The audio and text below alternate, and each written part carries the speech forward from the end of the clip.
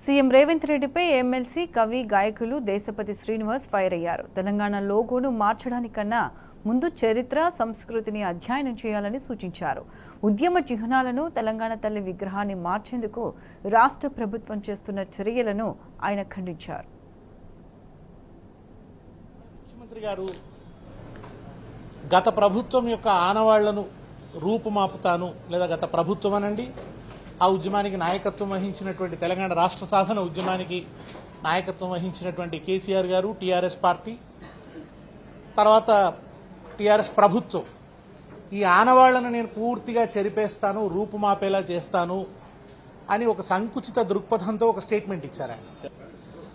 అయితే ఆ సంకుచితమైన వైఖరిలో ఆయన ఎక్కడికి పోతున్నారంటే 1000 ఏళ్ల తెలంగాణ సాంస్కృతిక చిహ్నాల్ని అవమానించే పద్ధతిలోకి వెళ్తున్నారు ఆయన.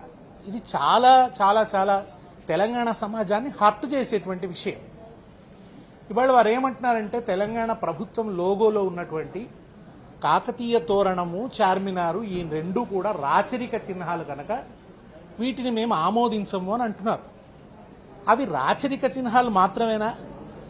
అవి తెలంగాణ వారసత్వ చిహ్నాలు, తెలంగాణ శిల్పకళా వైభవానికి చిహ్నాలు, తెలంగాణ అస్తిత్వ వైభవానికి తార్కాణాలు. అవి వాటిని కేవలం రాచరిక చిహ్నాలంటే ఎట్లా? లోగోను కూడా తనకు తానుగా బీఆర్ఎస్ నిర్ణయించలేదు. ముందు అది సోషల్ మీడియాలో పాపులర్ అయింది.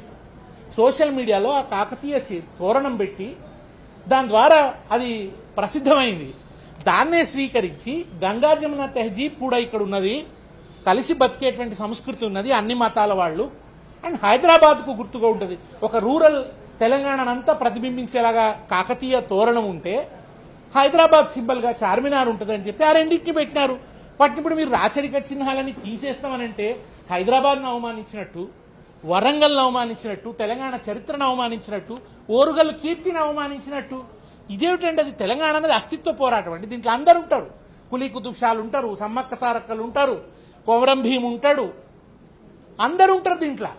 తెలంగాణ అట్టడుగు వర్గాల నుంచి వచ్చిన శిల్పుల ప్రతిభకు కూడా తార్కాణం కాకతీయ తోరణం. దాన్ని తీసేస్తామంటే ఎట్లా?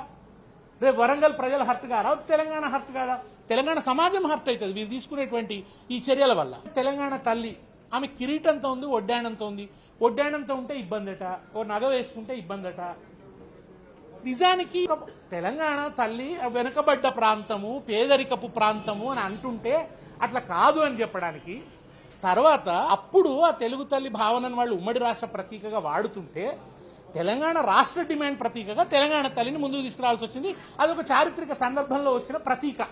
వచ్చినప్పుడు మన దేవతలు ఎట్లా ఉంటారో, ఒక సరస్వతి ఎట్లా ఉంటుందో, లక్ష్మీదేవి ఎట్లా ఉంటుందో, ఒక పెద్దమ్మ ఎట్లా ఉంటుందో, ఒక దుర్గమ్మ ఎట్లా ఉంటుందో, ఒక కాళీ ఎట్లా ఉంటుందో, వాటి నుంచి ప్రేరణ పొంది కిరీటం పెట్టినారు. దేవతల కిరీటం ఉంటుంది కదండి. కొన్ని నగలు ఉన్నాయి, నగలు వేసుకోరా, ఇవాళ తెలంగాణ వాళ్ళు వజ్ర వైడూర్యాలు వేసుకోరని ఒక స్టేట్మెంట్ ఇచ్చేసినారు. అయ్యో, ఎవరు వాళ్ళ సోషల్ మీడియాలో ఫోటో కూడా పెట్టినారు. రేవంత్ రెడ్డి గారి కుటుంబం వాళ్లే పెళ్లికి పోతే బ్రహ్మాండమైన ఆభరణాలు పెట్టుకున్నారు. తెలంగాణ వాళ్ళు ఆభరణాలు పెట్టుకోరంటే ఎట్లనండి? ఒకవైపు జయ జయ హే తెలంగాణ పాటను మీరు అధికారిక గీతం చేశారు, సంతోషం. దాంట్లోనే ఉంది కదండి, ఏమనుంది?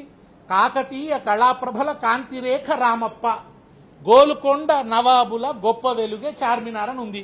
ఓవైపు చార్మినార్ని కీర్తిస్తారు, కాకతీయుల శిల్పాన్ని ఓ పాటలో కీర్తిస్తారు. అయినట్టయితే పాటలోంచి తీసేయండి, దాన్ని తీసేస్తారా? అందేశ్రీ అన్న రాసిన పాట, మరి దాంట్లో అవి ఉన్నాయి. ఇదేందండి? ఇట్లా ఎన్ని తీసేస్తారు? రుద్రమ ఒక రాణి, మరి రాణుల పేర్లు వద్దంటే తీసేయండి. మీరు పాత ఏదో కేసీఆర్ గారి గుర్తులన్నీ మలిపేస్తామంటే కూడా సాధ్యమయ్యే పని కాదు. మీరు కొత్త క్యాలెండర్ తెచ్చారు ప్రభుత్వంది, మీ వెనక సెక్రటేరియట్ కనబడుతోంది, అది మరి కేసీఆర్ ఆనవాలే అవుతుంది. అప్పుడు